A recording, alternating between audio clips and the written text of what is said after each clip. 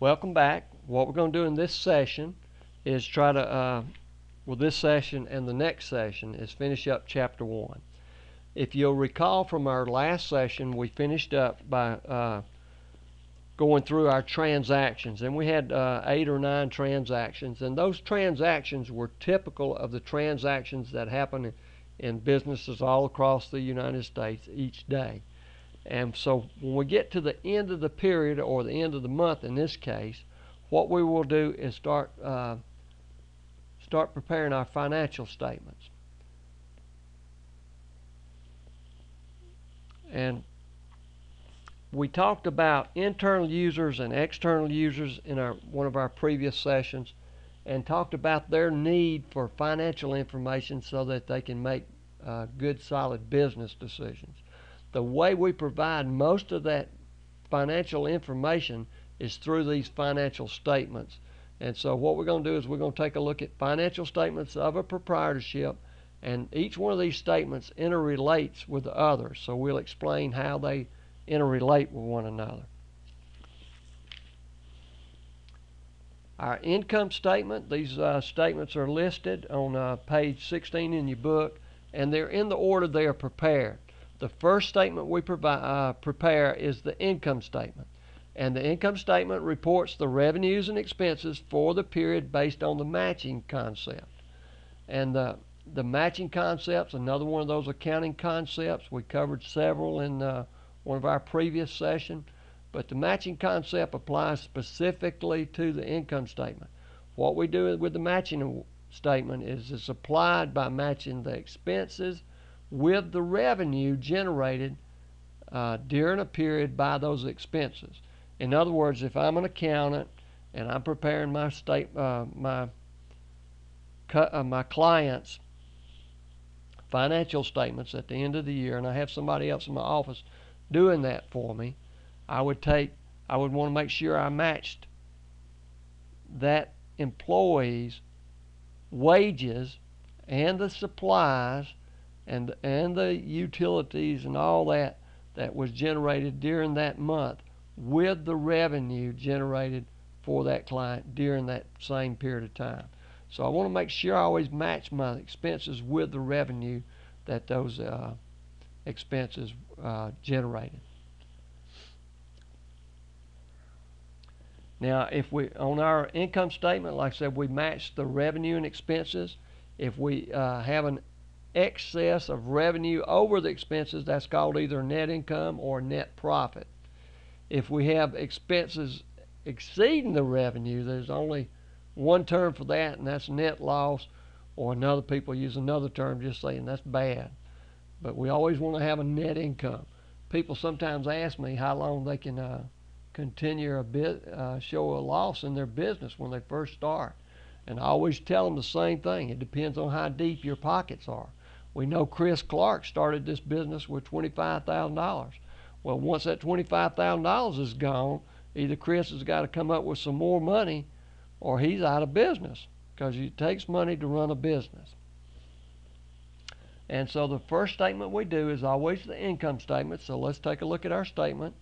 And each one of these statements, the headings on them will always look the same.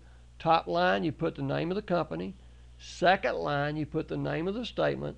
The third line, you either put the date or the period of time. 3 of the statements use a period of time. The income statement, because it's what went on during a specific period of time. The statement of owner's equity, again, because it's what went on during a specific period of time. And the statement of cash flows, because it's the cash flows that went on during a period of time. The balance sheet, we just put the date, because the balance sheet is like a snapshot. These are the assets and liabilities and owner's equity of this company on this specific date. So we're not reporting for a period of time, just a date. But let's get back to our income statement. On the top line, after the heading, we would put our income first, and we'd put fees earned in this case, $7,500. And then right below that, we write the word expenses, put a colon, and below that, we'll indent each one of our expenses and put the name, and then go out and put the total amount just to the left of the revenue column. So we do this in two different columns, and we've got our expenses listed in the left column. And typically these are listed, if you're doing them manually, from the largest to the smallest. If you have several that's the same amount, you would just alphabetize those within that amount. We had rent expense and supplies expense. Both of them were 800. R comes before S, so we put the rent expense first. But normally our financial statements today are prepared through software, and software just basically alphabetizes the expenses in most cases. So it doesn't matter about which one's the largest or the smallest. But anyway, so we've got our fees earned, $7,500 in the right column. We have all of our expenses listed in the left column. Rent, $21.25. I'm sorry, wages expense, $21.25. Rent expense, $800. Supplies expense, $800. Utilities expense, $450. And miscellaneous expense, $275. And then we total those up, and we write that total again under the right column, up under the revenue or the fees earned. And our total of our expenses was $4,450, and we take that and we subtract it from the $7,500, and we have a net income of $3,050. Now the net income, the result of those operations, is affects our capital account. Remember, the revenue, the expenses, and the withdrawals all affect our capital account. So they're kind of subsidiary accounts under the capital account. So we take this number and it flows to our statement of owner's equity. And that's the reason we do our income statement first. We have to have that net income or that net loss before we can prepare our statement of owner's equity. So let's take a look at our statement of owner's equity. And again, on the headings, we put the name of the company, the name of the statement, statement of owner's equity, and then for the period, because remember we only put the date just on the balance sheet, the rest of them's for the period, so we put for the month ended November the 30th, 2009. Chris Clark started this business on November the 1st. On the morning of November the 1st, Chris Clark had a zero capital. So you always put your capital at the beginning of the month. But remember, Chris Clark took $25,000 of his money down to the bank and opened an account for Net Solutions with that $25,000. And at that point, that $25,000 is no longer Chris Clark, so to speak. It is his investment in Net Solutions, but at that point, that money is really Net Solutions. So on the next line, we put investment on November the 21st, $25,000.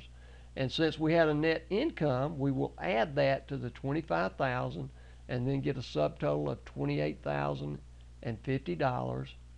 And then we'll subtract, do our subtractions. If we had a net loss, we would subtract that loss first and then subtract the withdrawals. But of course, we had a net income. So all we have to subtract is just Chris Clark's withdrawal of $2,000.